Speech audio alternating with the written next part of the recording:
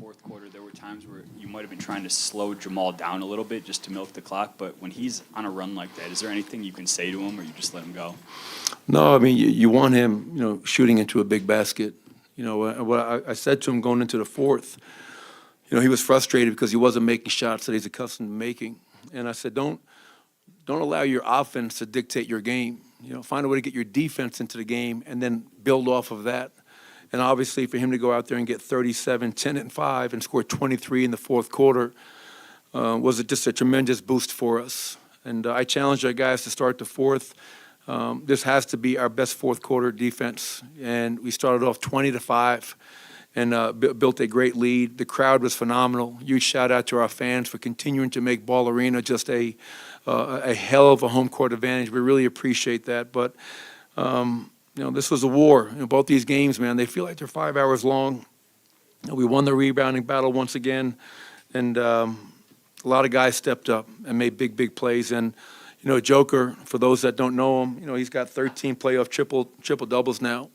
It's just incredible what he continues to do on a nightly basis on the biggest stage in the world. And I thought Bruce Brown off the bench was outstanding as well. Give Michael Porter credit, 16 and 7, made some big shots when they, that 10-0 run in that third quarter was a big 10-0 run.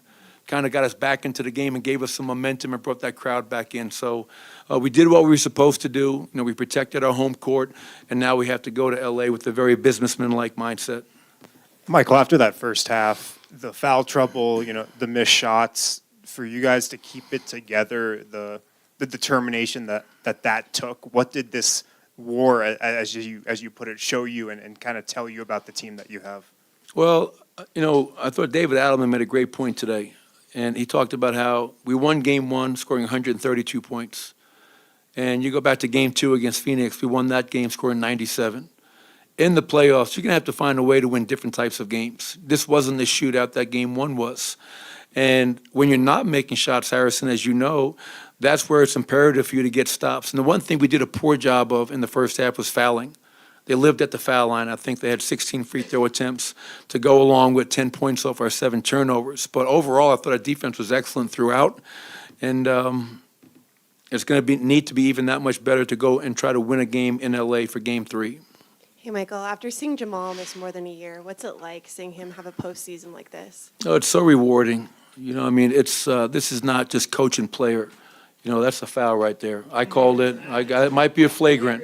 We're going to send it in for review. But I love Jamal Murray. This is not just like I'm coaching him.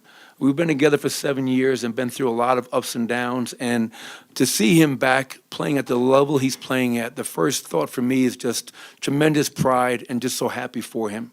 Because I saw the dark days coming back from that ACL. So for him to be here playing at the level that he's playing at is just, I'm just so happy for the young man. And he needs to continue to do that. Obviously our goal is not done. We have to win this series, and our goal is to win a championship, and he's going to be a big part of that. Michael, for all the talk about Jamal's offense, he had 4 steals tonight, and I think the last one was a lob that he batted Big away. play, yeah. Leads to the Michael Porter Jr. 3 that puts you up 12. How impressive is it to you that even when he's off to a slow start offensively, that he still appears to be engaged on the defensive end? Well, he was one of our defensive players of the game, to your point, Vinny. 10 boards. He had 13 contested shots tonight. He had 4 steals. But that's what you have to do. There are going to be nights or quarters for Jamal. It could be a quarter, it could be a half, it could be 3 quarters where your shot's not going. But in the playoffs, you can't be a specialist. Specialists don't play in the playoffs. You got to find a way to impact the game. And he did that tonight. And he understands that. And, we all know one thing about Jamal, man. He just has to see one go in.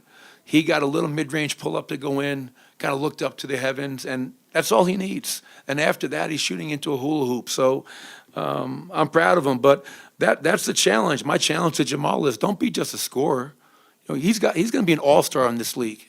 And for him to do that, it's got to be scoring, playmaking, rebounding, defending every single night. And he has that within him. Well, Jamal had said that he had an ear infection on Saturday. What was he able to do, if at all, last weekend? He hasn't been able to do a whole lot. It's funny. One of the coaches said, when's the last time you heard of a grown-ass man have an ear infection? Usually that's kids in kindergarten, whatever. But We had a sickness going through the team, and for him to Game 6, Game 1, and Game 2 with the illness that he's had, and not having been able to really practice and go through his routine, just speaks volumes of how much of a gamer that he is. When you're able to get Nikola doing his triple-double thing, but then you have Jamal as the finisher, what does that do for this team? How far can you guys go with that? Well, that's the key to it. Like, one man can't win a championship. I mean, I was with LeBron for 5 years in Cleveland. We got close, but you need help. And Nikola has help. And the biggest key, as you know, is that we're healthy this year. The last 2 postseasons, there was no Jamal Murray. Last year, there was no Michael Porter. So Michael Porter, the level he's playing at, the level that Jamal's playing at, Aaron Gordon doing a lot of the dirty work, KCP playing his game, Bruce Brown off the bench has just been outstanding. So we know how great Nikola is, but every great player needs help. And to have a closer like Jamal is definitely something that we cherish. Michael, even for those of us who have seen Joker play, I wonder if he'll ever have a bad game again. I mean, why is he able to be so consistent on the big stage? Great question. And that's one of the things, as you know, kids, that I always talk about and marvel at is just his consistent greatness. You know what I mean? And the only thing I can say is that if you want to be consistently great, you have to put in consistent work. And Nikola doesn't skip steps. Like, I really wish you guys, there was a behind-the-curtain look into Nikola Jokic's off-day routine, pre-practice routine, post-practice, how he takes care of his body, how he lifts after games. There's no secret. I mean, same thing with LeBron. How is LeBron doing what he's doing at 38 years old?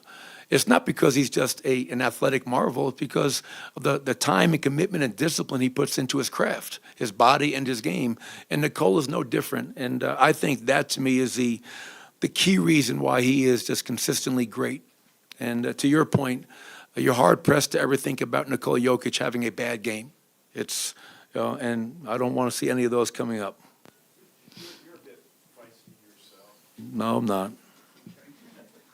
42 I'm a lover, not a fighter, man. Do you think this team's feeding off, it's old school maybe, but a cliche, a chip on the shoulder or not? I hope so. Yeah, I hope so. It's whatever we can use for motivation. You know what I mean? And I think a lot of our guys, to be honest, they may not admit this or not. You win Game 1 of the playoffs, and all everybody talked about was the Lakers. Let's be honest. That was a national narrative was, hey, the Lakers are fine. They're down 1-0, but they figured something out. No one talked about Nikola just had a historic performance. He's got 13 triple-doubles now, 3rd all-time. What he's doing is just incredible, but the narrative wasn't about the Nuggets. The narrative wasn't about Nikola. The narrative is about the Lakers and their adjustments. So, you put that in your pipe, you smoke it, and you come back, and you know what? We're going to go up 2-0. Do you think that narrative changes tonight? Well, I don't care if it does, you know what I mean? Because we know our narrative in that locker room. We know that we're not done. We haven't done anything yet. All right, you got to win a game on the other team's home court if you really want to do something in the series. And we know how great that team is, especially on their home court. So we're not celebrating. This is not cause for celebration. This is a cause to continue to dig deep and find ways to be better. 42 minutes for Nikola and Jamal, and thinking of the intensity of the game. And we know it's Western Conference Finals, but in the following games, is there anything we expect to see in terms of minutes they play? Yeah, maybe 44. No, whatever the game takes. Tonight I did something that I haven't done in the playoffs. To start the 4th quarter, I kept Nikola in. And the reason I did that was to start that 2nd quarter, I think it was a 10-0 run for the Lakers, and had Nikola and Jamal on the bench at the same time. And that was a mistake. We can't do that.